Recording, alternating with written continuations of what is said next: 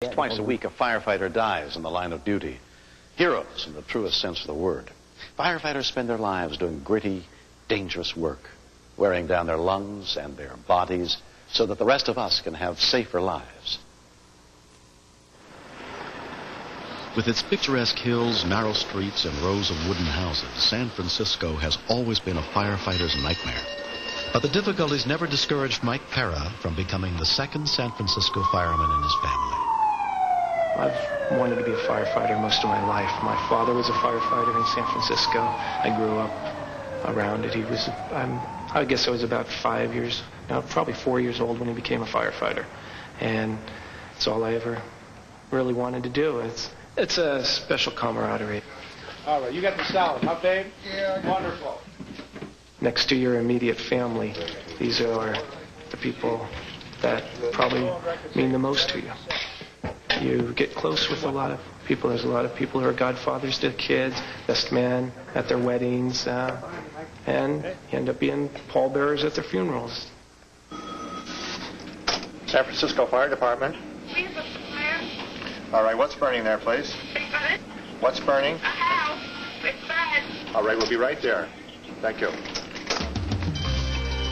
Box 2313, the address 132 Langton Street, Cross Street, Harrison. Or Engine 1, Engine 8, Engine 29, Struck 1, Struck 8, Division 1, Battalion 3, Rescue 1. This will be reported as a fire in the building. It's Foxtrot 1.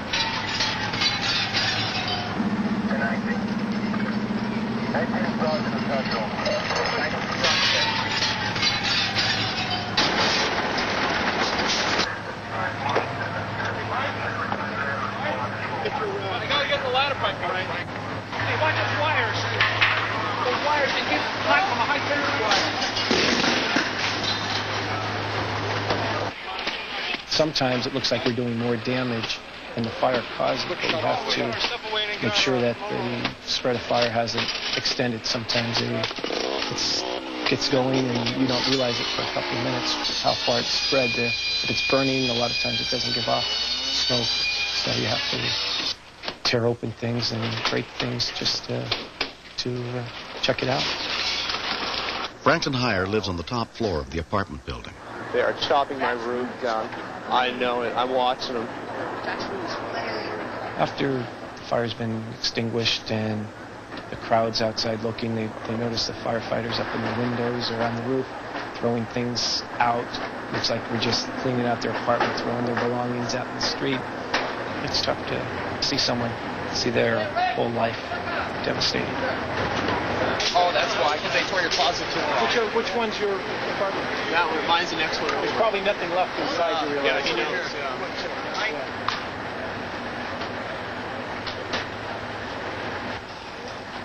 This is it. It was it, anyway. Thanks very much. I appreciate that. Boy, how many times have I climbed these stairs? Wow. Oh, no! Look at this place. I was going to clean today. I guess I don't have to. All my electronic stuff is basically right here. Stereo, television, everything. It looks pretty melted. There's my car keys hanging on the wall. Somebody found them. High point of my day, man.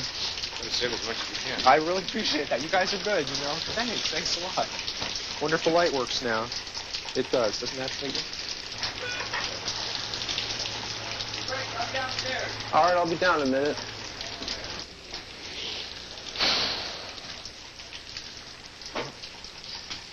Save that soon. Oh, I really want to stay in here any longer. I'm going to get out.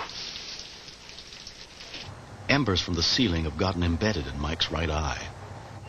feel very vulnerable at times in this job, but you don't think about it until you're home or your safe surroundings and you've got your family around, and you stop and think that, geez, I was on that roof last night, a step here, a slip there, and I wouldn't be coming home this morning. It's over. Franklin heads for a friend's house with one box containing all he was able to salvage from his home and his life.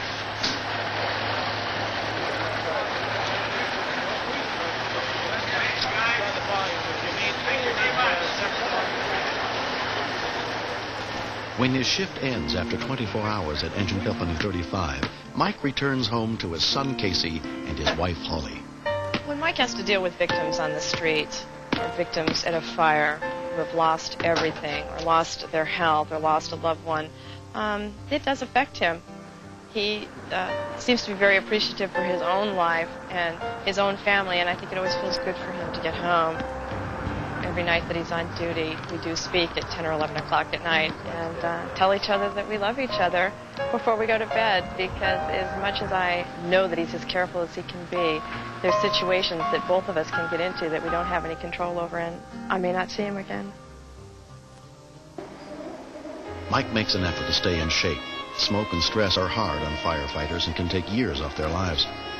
His father died of a work-related heart attack at just the age Mike is now.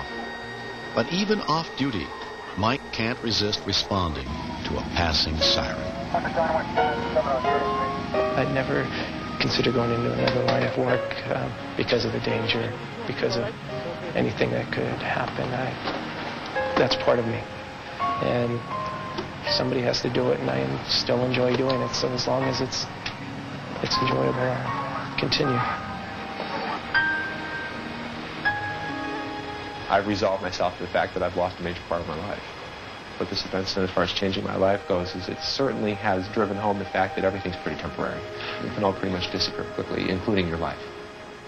People become so used to what they've got around them, and, when they misplace the sock and they can't find it, that's the thing that ruins their day, and I certainly can't let things like that ruin my day anymore. Next.